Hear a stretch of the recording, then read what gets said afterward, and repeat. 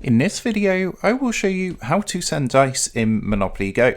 So let's jump straight into it. So to do this, what you're going to want to do first is of course open up Monopoly Go on your device and log into your account. So once you've gone ahead and logged in, now at the moment I've looked into this, at the moment there's actually no way to send dice to your friends. So where you can send things like your stickers to friends, you cannot unfortunately at the moment do this with dice. So to go ahead and send dice to friends, a little workaround that you can do is actually come up to the store. So if you come up to the three lines in the top right hand corner, press onto this and then you want to open up the shop. As you can see from here, you can actually go ahead and purchase dice. So what you can effectively do is go ahead, purchase dice and purchase that on your friend's account. So for example, you can go and log into your friend's account. You can purchase dice on their account using of course your details.